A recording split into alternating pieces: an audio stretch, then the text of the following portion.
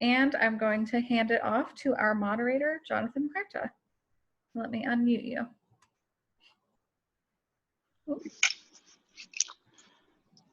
Well, first off, I already have my copy. I need to figure out how in this age of Corona to get it signed. Well, thank you, Katie. I am Jonathan Huerta, a partner at Spry Law in Bethlehem, Pennsylvania. I'm also the immediate past chair of the Greater Lehigh Valley Chamber of Commerce's LGBTQ Business Council, and I'll be your moderator today. I don't think any of us could have envisioned the state of affairs we would find ourselves in today. And while I was reading the book, I found myself drawing constant parallels to recent events. So I'm really excited that we were able to make this event work. Today we have Professor Carlos A. Ball, who's a distinguished professor of law and the Judge Frederick Lacey Scholar at Rutgers University. Professor Ball received his BA summa cum laude from Tufts University, his JD from Columbia Law School, and his LLM from Cambridge University. He clerked on the Massachusetts Supreme Judicial Court and worked as a criminal defense lawyer for the Legal Aid Society in New York City.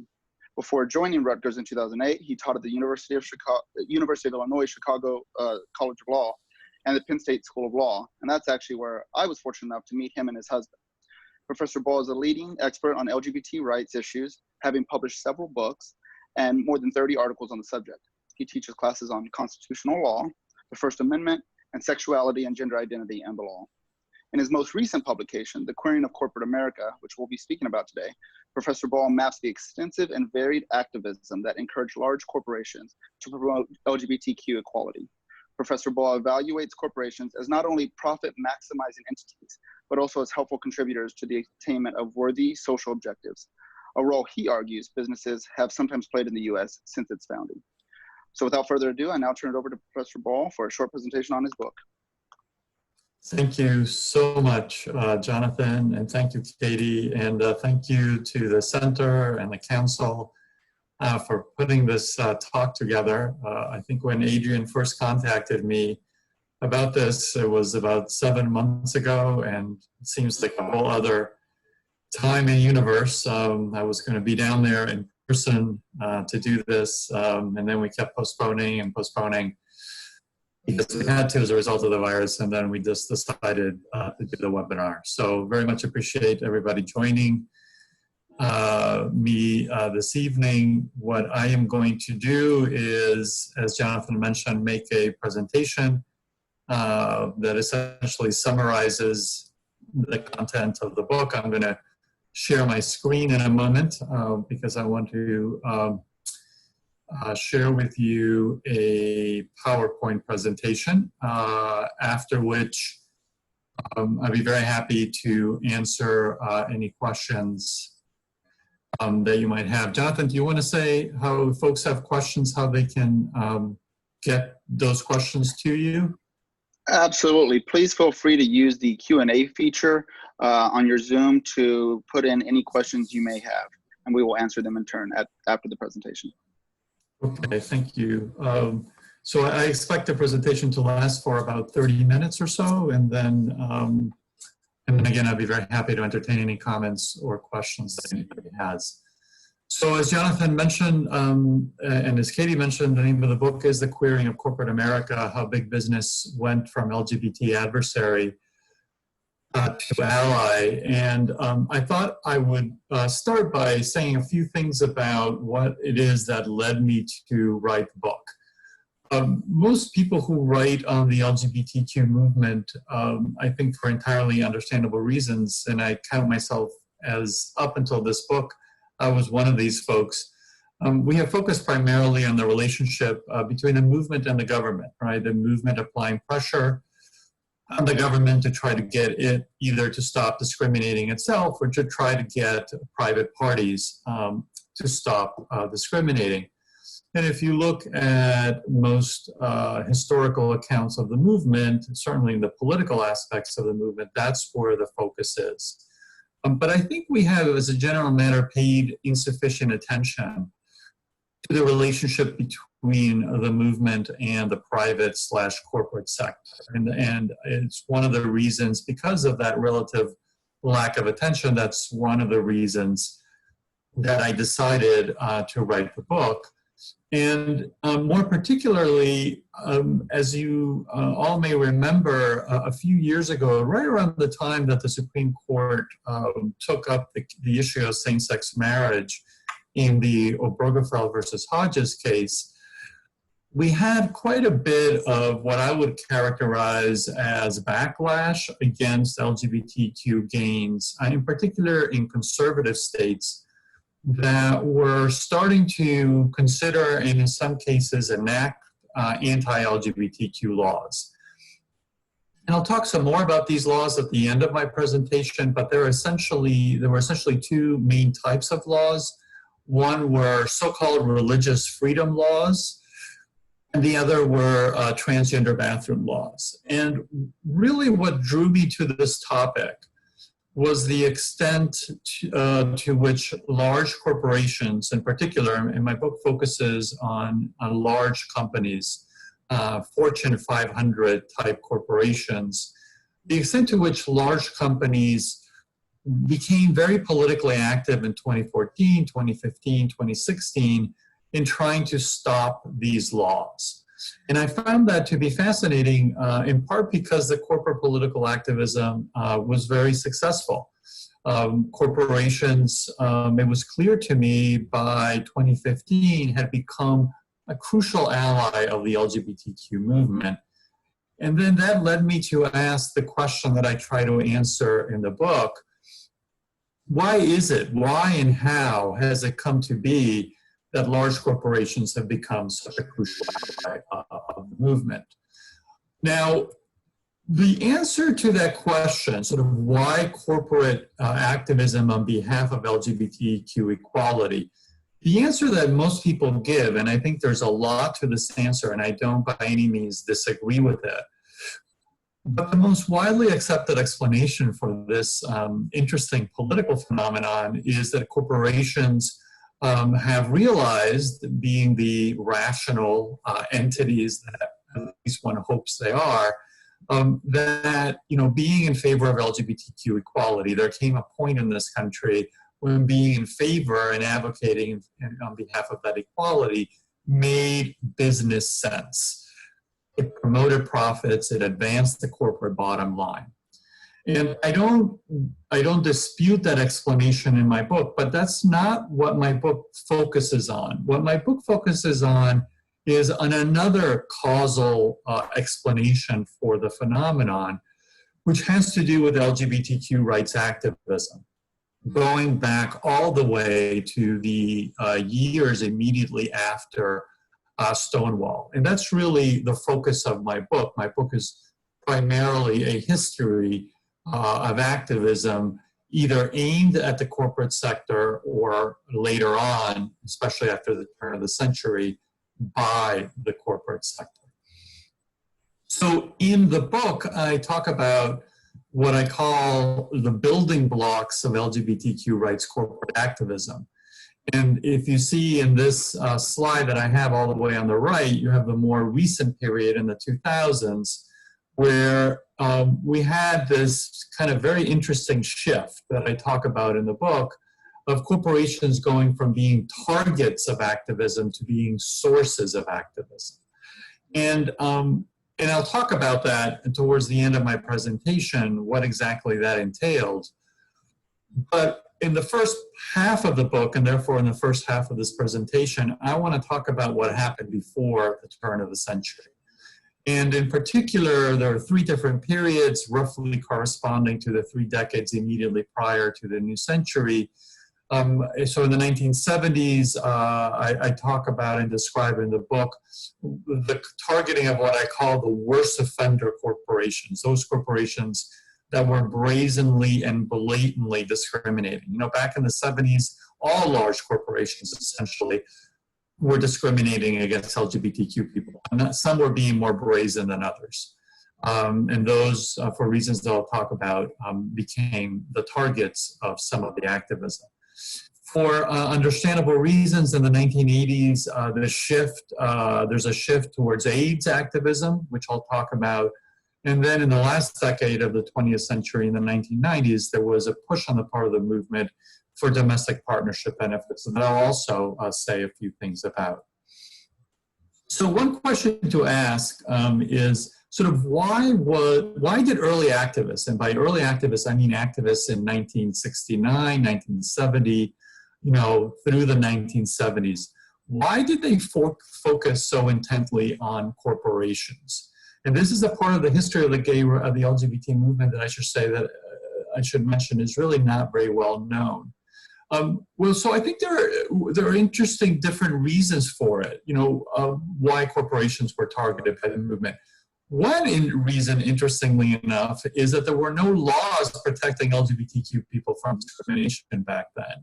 Outside of a handful of very liberal and for the most part small college town type municipalities, there were no laws in the United States that prohibited this discrimination. But what there were, what courts have started to recognize in the 1960s and into the 1970s, and I've written a separate book about this called The First Amendment and LGBT Rights. But what the courts were starting to recognize was that LGBTQ individuals might not have rights to equality or to privacy, but they did have free speech rights. And I think activists early on were very, very effective, smart about creating public pressure, and a lot of this involved street protests, letter writing campaigns, contacting of advertisers, in the case of television networks, which I'll talk about in a moment. So one reason was that the movement couldn't at the time turn to the courts. And so to put it simply, they basically turned to the streets.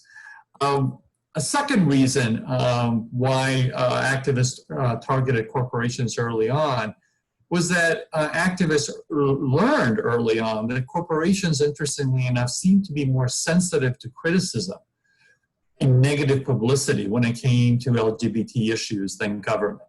Corporations seem to respond, to be more sensitive to public criticism by activists than, generally speaking, government actors.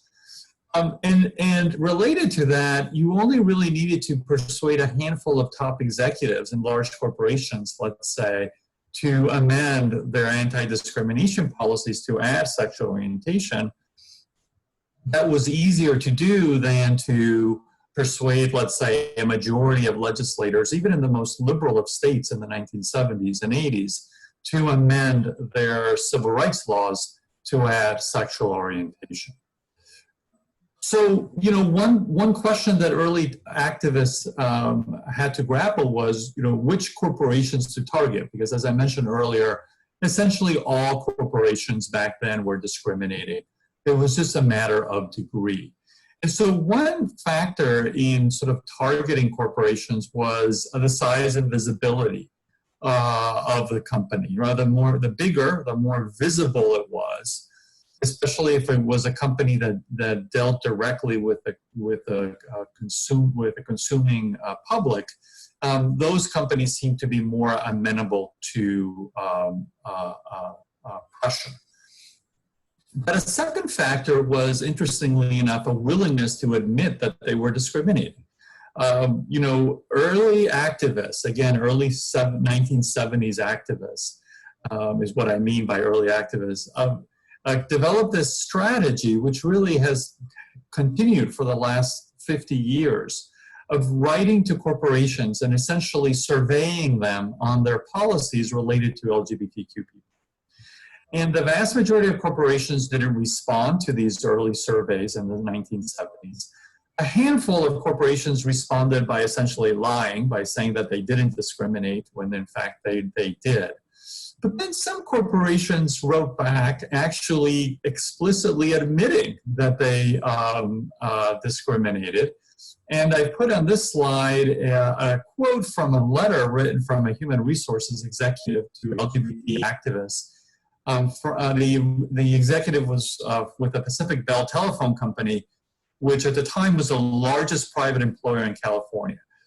This was, one of the regional baby bells back when telephone service was all landline. The person writes in this letter, quote, "We don't knowingly hire or retain in our employment persons, and this would include homosexuals whose reputations, performance, or behavior would impose a risk to our customers or the employees or the reputation of the company. We're not in a position to disregard commonly accepted standards of conduct, morality, or lifestyles, right? So this gives you a sense of where activists began and what they were confronting. And so not surprisingly, right, Pacific Bell became a target of activism by the early activists.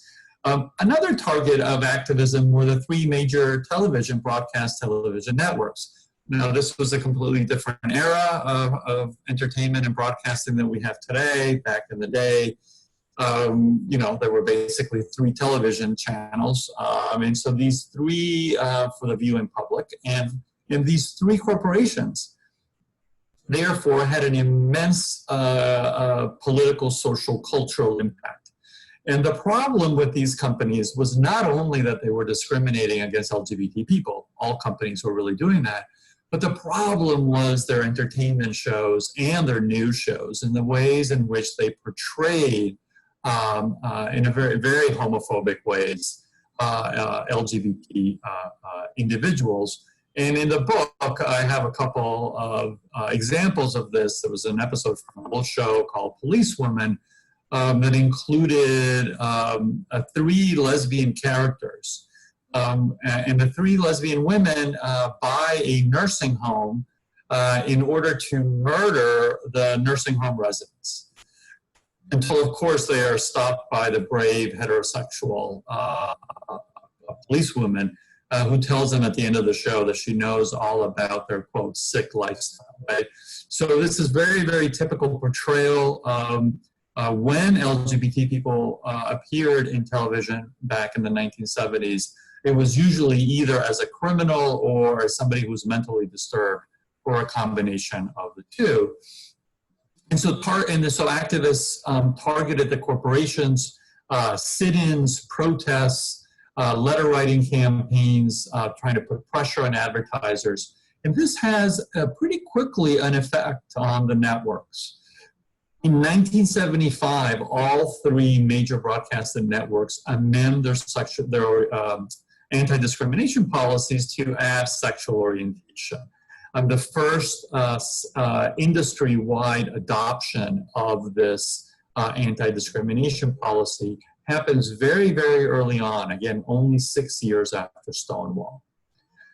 Another example of activism, and this is probably the best known example of LGBTQ corporate activism from the 1970s, that was the targeting of the Coors Corporation, which was a company that had a particularly terrible track record when it came to racial minorities, when it came to LGBT people, and when it came to unions. It was a terrible union busting corporation. And so there was a boycott organized initially by some Latino groups out in Colorado that unions joined and that LGBT groups joined. And I should say LGBT groups targeted Coors because Coors, until the late 1970s, until after the boycott started, had a policy of requiring their unionized employees, their blue-collar employees, they wouldn't do this to executives, but they did do it to blue-collar employees. They would attach them to polygraph tests as part of their hiring process, and they would ask them a series of questions. Have you ever committed a felony? Have you ever been a member of the Communist Party? Have you ever engaged in same-sex sexual conduct? And if the answer to any of those questions was yes, the corporation denied the applicants the jobs. For understandable reasons, LGBTQ activists focused on Coors as well. And I should say that, you know, by the 1980s and into the early 1990s, Coors becomes a model corporate citizen. By the mid-1980s, Coors adopts an anti-discrimination policy. By the early 1990s, Coors becomes the first major brewing company in the United States to offer domestic partnership benefits. And so we see in the 1970s targeted, narrow activism aimed at these worst-case offenders, but it was generally successful. It was generally successful. But it was limited because of its nature, right? Sort of industry-wide changes had to wait until later. But I think a crucial precedent was set, right? Activists learned that they could influence corporate conduct in ways that accounted for the interests and aspirations of sexual minorities. So that's the 1970s. Let me transition now and talk a little bit about the 1980s, where when the activism, of course, focused primarily around issues related to AIDS. And I should say, as an initial matter, that the vast majority of corporations did absolutely nothing in response to the growing crisis, right? The corporations responded to AIDS in the same way that most important governmental and other institutions in the United States responded, with an appalling apathy and indifference in the face of human suffering and rampant discrimination. Some corporations did worse than not doing anything at all. Some corporations actually went out of their way and implemented discriminatory policies. And most problematically, they instituted AIDS health insurance caps. At a time when this was entirely legal, some corporations told their employees who were HIV positive, we will only pay up to $5,000 or $10,000 in healthcare services for you, while leaving those who had cancer, who had heart conditions, and all other ailments, the caps were usually $500,000 or $1 million. So blatant, brazen discrimination. But what interests me when I write about quite a bit in the book was, in stark contrast, a handful of pioneering corporations became the first important American institutions, before governments, before universities, before unions, to implement reasonable and humane AIDS policies. This happened very early, 1985, 1986. Policies such as reasonably accommodating HIV-positive employees, also refusing to transfer non-HIV positive employees who were demanding to be put in other workplaces once there was a suspected, quote unquote, HIV positive person in the same workplace. And who were some of the leading corporations that did this? Well, interestingly enough, Pacific Bell, right? That same company that had been targeted in the previous decade with activism, Bank of America, and Westinghouse also took leading roles in this. Now, it's important to keep in mind, and I alluded to this briefly just a moment ago, but I want to emphasize that at the time that these pioneering corporations, and there were only a handful, responded to the epidemic in these reasonable and humane ways, they didn't do so because they were legally required to do so. The American law, for the most part, back in the 1980s, did not yet legally require employers to accommodate HIV-positive employees. That didn't really happen nationwide until the adoption of the Americans with Disabilities Act, which happened in the early 1990s. There was also no pressure from AIDS groups prior to 1987 aimed specifically at corporations, and that wasn't because AIDS activists didn't think that corporations were worth targeting. They were, but they had their hands full with other priorities, including desperately demanding the government and government agencies to do the right thing. The AIDS activism aimed at corporations doesn't really start until 1987, and I'll talk about that in a moment.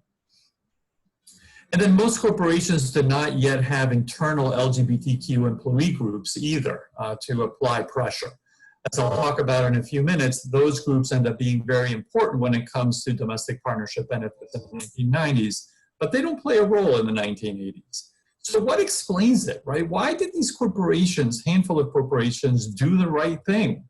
One reason was because there were workplace disruptions, right? There was productivity and efficiency considerations to account for, almost exclusively as a result of homophobia, almost exclusively as a result of AIDS phobia. It was non-gay, non-HIV positive employees in the workplace that were creating the problems because they didn't want to work with people, with gay people or with HIV positive people. But I also think that the AIDS activism of the 1970s that I talked about earlier made a difference in the 1980s. By the time the 1980s come around, large corporate executives at large corporations understand that some of their employees are LGBTQ and understand, perhaps most fundamentally, that they have valid equality claims.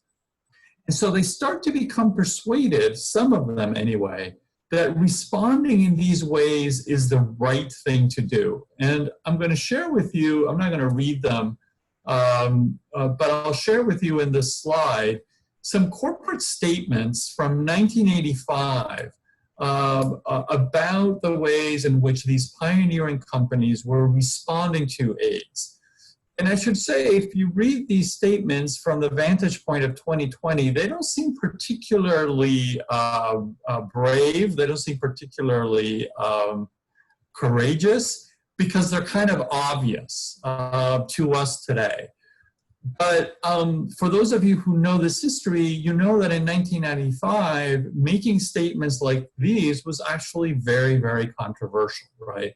To view AIDS, for example, as an illness as opposed to a crime or punishment, as the first sentence of the Westinghouse statement says, is actually a political statement. It's a response to conservative, especially religious conservative attacks on LGBT people and on people with AIDS.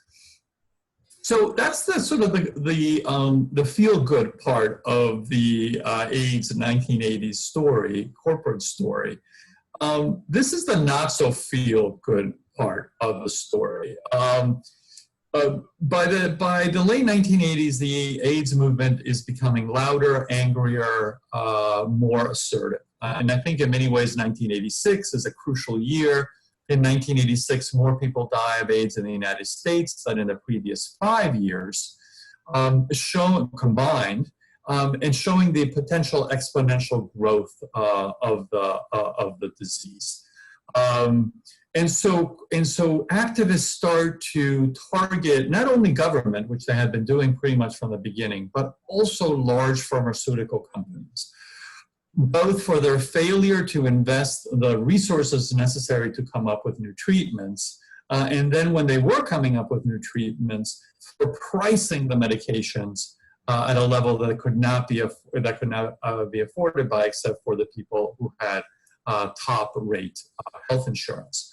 And so what we see in the second half of the 1980s, going into the 1990s, was a very, very strong political movement pressuring pharmaceutical companies, repeated demands for new medications at lower prices, and demanding that the pharmaceutical companies allow terminally ill patients to have access to medicines, experimental medicines, before government approval, which was a very radical and legally, in terms of liability, potentially costly thing to do.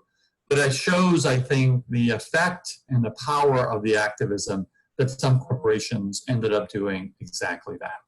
And so what we have is this interesting activist push, effective push for new treatments. We have ongoing dialogue between a large corporate sector and LGBTQ activists. This had never happened before. We have sort of an educational process to the point that, by the late 1990s, large pharmaceutical companies had become kind of leaders when it came to LGBTQ issues. So that's the 1970s and the 1980s. In the 1990s, the big focus of the activism were domestic partnership benefits. And this slide gives you a sense of kind of what I call in the book, I think appropriately, a revolution, where you have the beginning of the decade, only a handful of Fortune 500 companies had adopted these policies. You had over 100 less than 7 years later. And so corporations adopt these policies recognizing the committed same-sex relationships of their employees and the families of their same-sex employees for different reasons, as I explain in the book. Part of this is signaling to progressive consumers, we are on the side of equality. In the 1990s, we start to see this phenomenon in the United States of progressive consumers wanting more and more to spend their dollars with companies that have values that match their own. And this was so the adoption of the benefits had a signaling function, if you will, towards those consumers.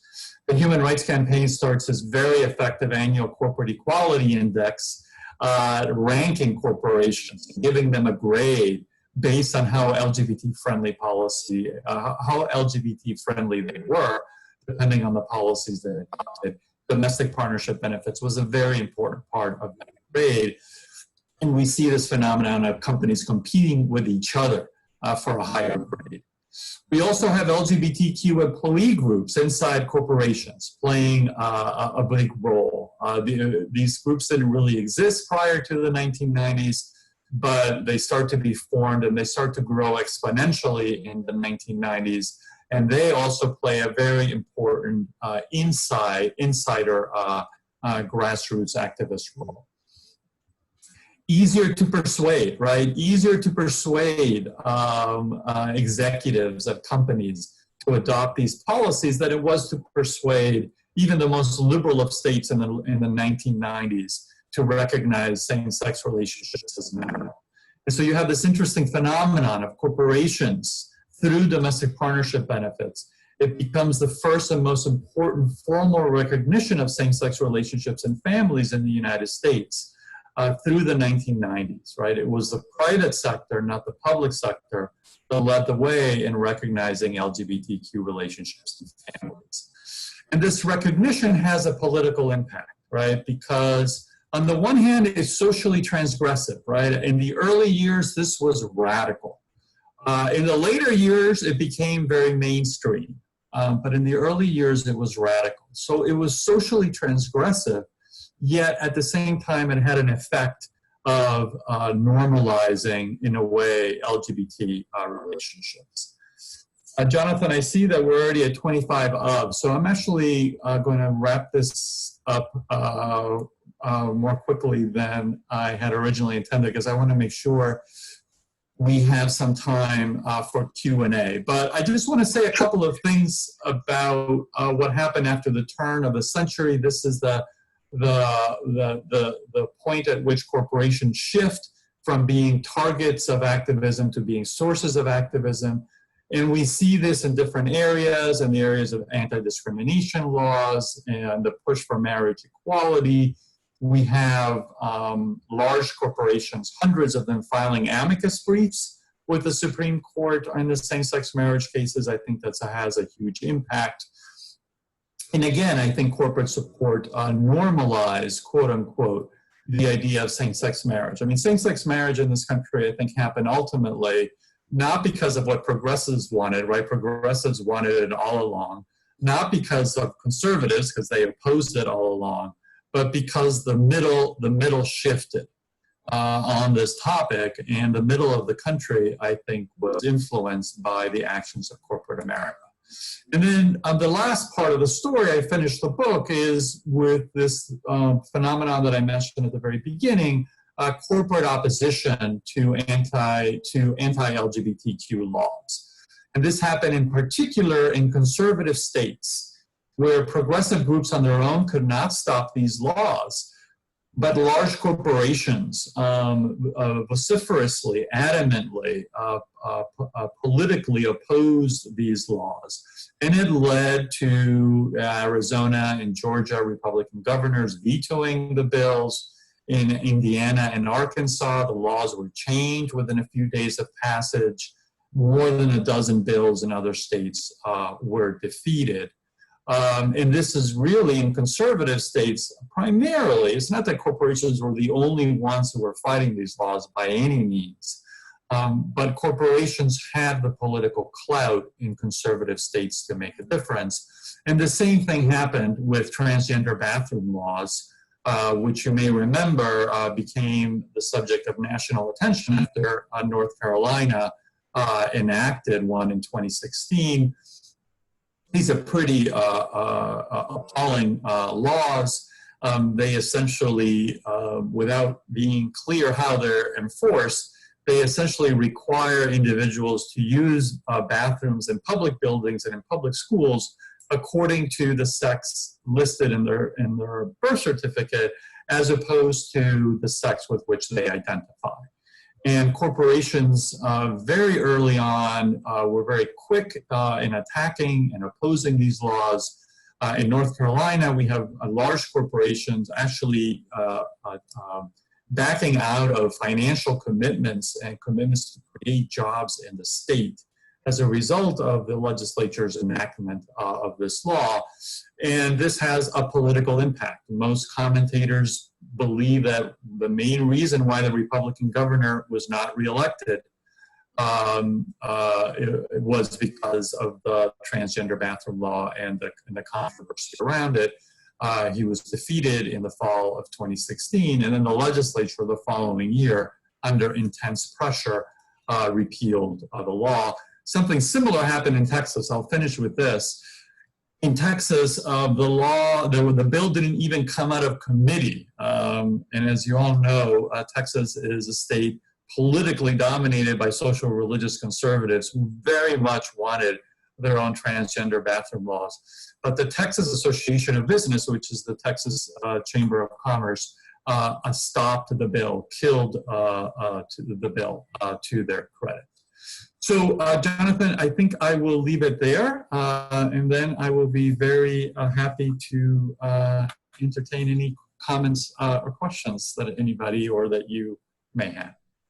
Sure. So, thank you, Carlos, for your summary of what I assure you is a much more detailed and enlightening book. So, thank you for that quick summary. Thank you for the kind words. Sure. The first question comes from Adrian Shanker. Are you aware of any corporations that have made public apologies for their anti-LGBTQ policies in the 1970s, 1980s, and 1990s? Oh, Adrian, that's a great question. No, I am not aware of any. And I think given the history that I describe in the book, it might be worth asking some of those corporations to do so, however, after the fact, many years after the fact.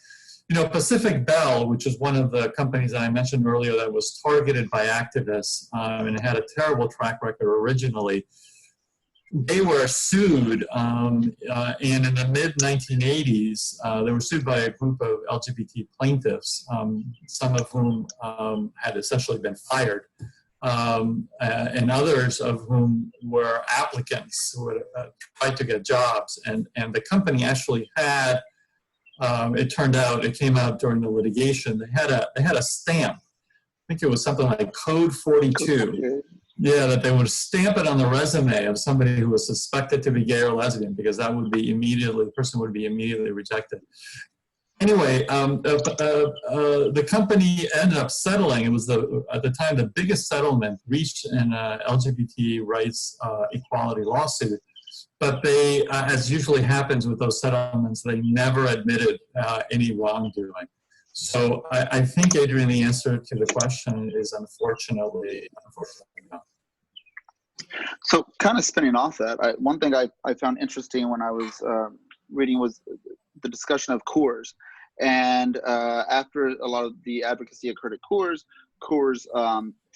took several different steps that they took to, let's just say, for lack of a better phrase, remedy their image.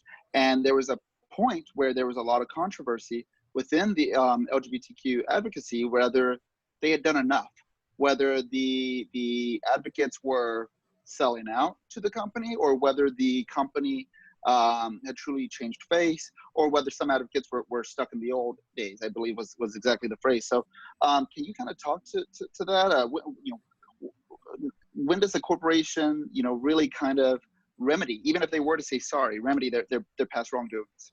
Yeah, the problem with that is that, different people are going to, disagree on that assessment of sort of when has a corporation done enough that it remedies, sufficiently remedies what's happened in the past. And I think there were some activists who were part of the Coors boycott, especially the original organizers of that boycott, who would kind of live through the actions of the corporations. And one of the reasons why, that I didn't mention, there's an additional reason why Coors was targeted is the owners of the company, the Coors family, were the major funders of hard right organizations in the United States that, you know, were fighting affirmative action, that were promoting criminalization of same-sex sexual conduct.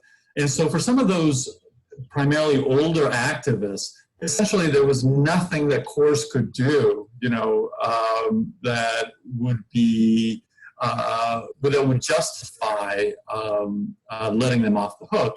I think as time went by, there were, I guess, what could be thought of as more kind of pragmatic, perhaps, activists who were saying, you know, well, it's not that we're giving them the benefit of the doubt, it's not that we're excusing anything, but they're doing what we hope that they would do. At least they're coming a long way.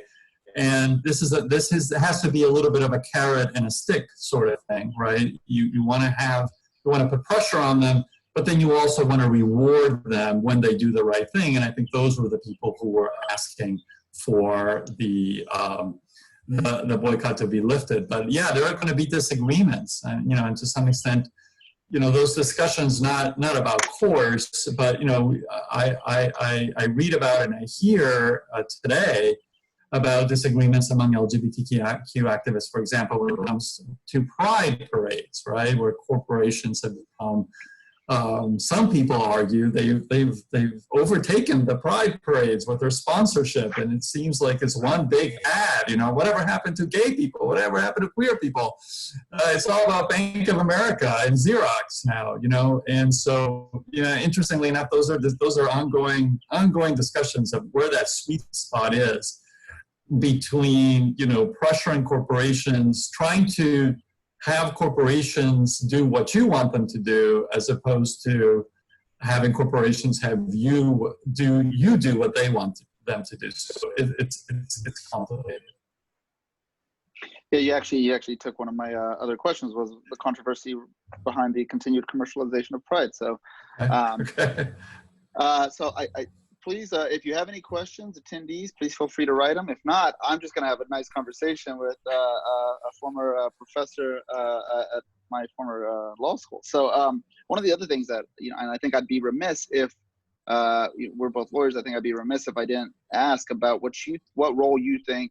I know the focus of the book is how corporations did things often without legal mandate. But, you know, can you speak a little bit to the role that certain pivotal decisions have played in the progression of corporate outlook? Most recently, obviously, the SCOTUS decision and Zarda, Bostock, and Stevens case. Yeah. So you know, I think there's been this really interesting dynamic between the public sector and the private sector, and in terms of gains, LGBTQ gains, they've kind of like fed off of each other, right? And so, you know, I mentioned during my presentation that the domestic partnership benefit, corporate domestic partnership, was not hurt, even though it seemed like I might have been. Just fell. We talked before all of this about how I had to find the perfect spot in my house. I was so envious. But at least mine's not trying to hurt me. That was close. It came close, but it didn't hit me. So corporations sort of led the way in some ways in the 1990s. And then, of course, in the early 2000s, you have states like Massachusetts that are recognizing same-sex marriages, right? And I think the corporate domestic partnerships helped with the Massachusetts case, right? And then I think what happened after Massachusetts and a handful of other states interpreting their own state constitutions started requiring same-sex marriage, that had an impact on corporations as well, because that made them realize, you know, it's all fine and well what we do within the corporate walls, but for our employees are not going to be truly equal, right, until they are treated as equals once they go home at the end of the day, right? We need to make changes not only internally, but outside the company as well. And I think it's around that time, right, that you see this phenomenon of corporations going from targets to being sources, right? And a lot of that is because their employees were pressuring them to become more public in their advocacy. Now, you mentioned the Bostock opinion from last week, in which the Supreme Court held that discrimination on the basis of sexual orientation and discrimination on the basis of gender identity violate Title VII of the Civil Rights Act of 1964. They're a form of sex discrimination, and therefore employers covered by Title VII can no longer discriminate against LGBTQ people.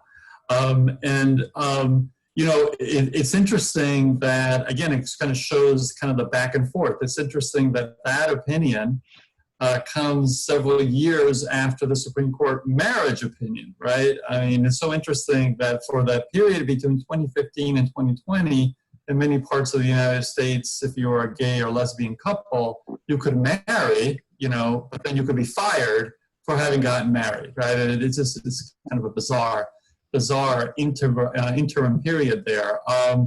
And so, you know, there are a lot of different reasons for this progress. And I don't want to, by any means, suggest that, you know, corporations were the prime movers behind this change. No, this took place for a lot of different reasons.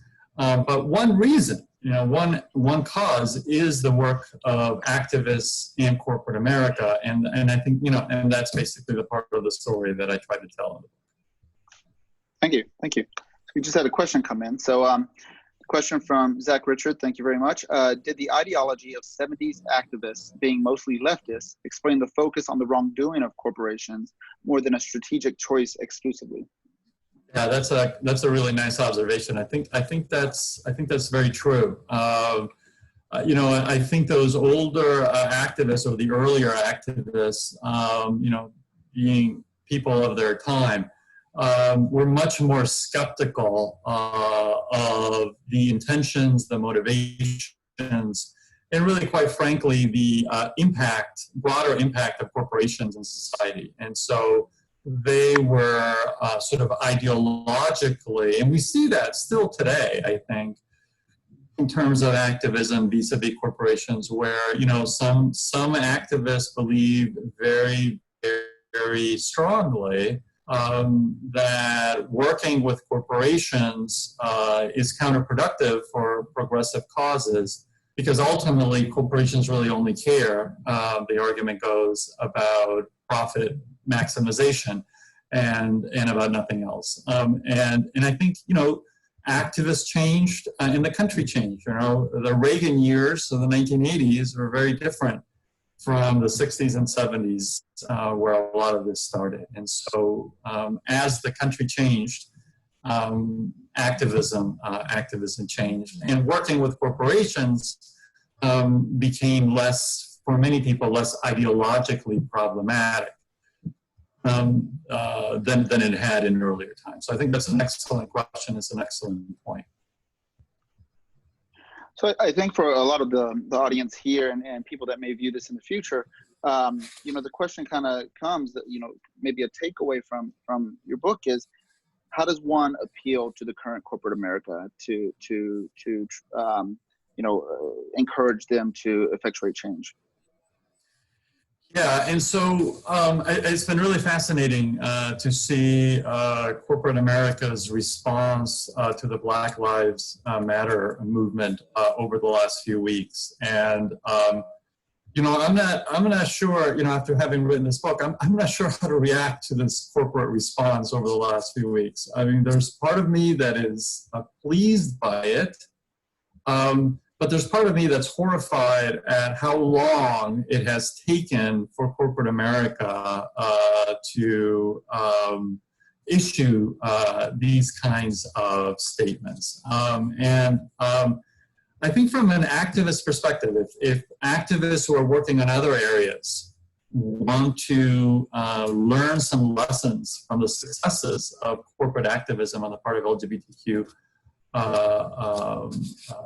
proponents, I think the idea of targeted, loud, I would use the word relentless, activism asking corporations to do specific things, right, is crucial.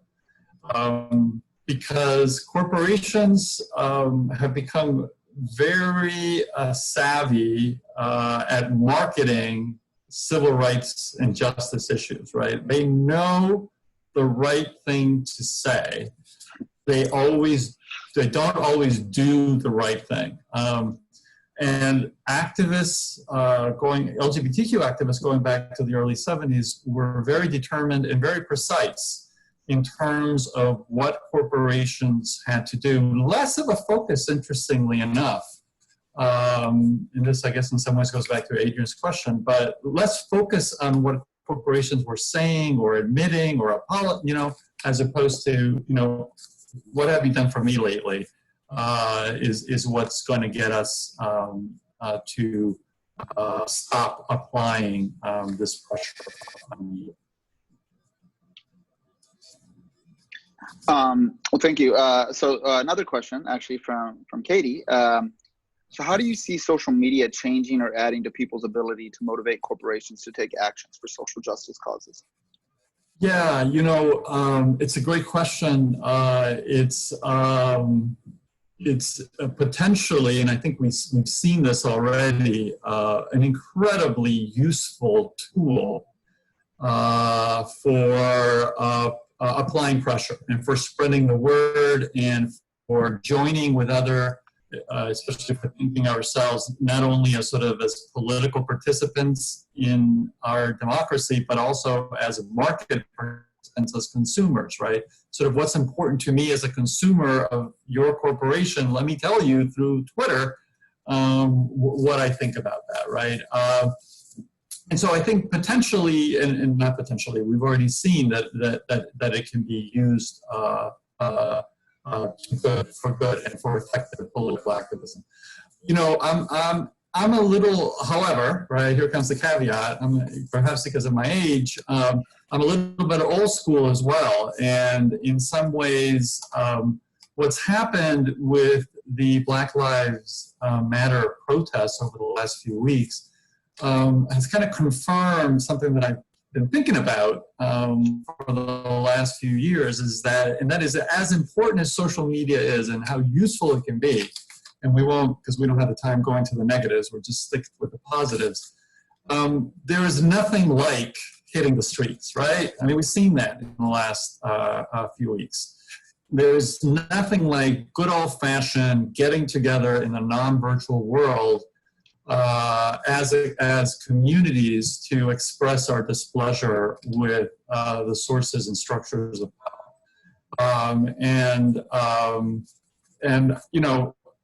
Twitter, Facebook doesn't accomplish, I think, what Black Lives Matter has been able to accomplish in the streets in a relatively short period of time. And so, it's a combination, right? It's a combination of the two, I think, that ultimately is the best way forward. Okay. Well, I think we've got time for one more question. It's a long one, so I'll go ahead and read it verbatim. Thank you, Liz Kleintop, for this one. So today, corporations seem to take a stance supporting LGBTQ rights based on a human resource strategy that their employees have the right to be safe in the communities in which they live and work.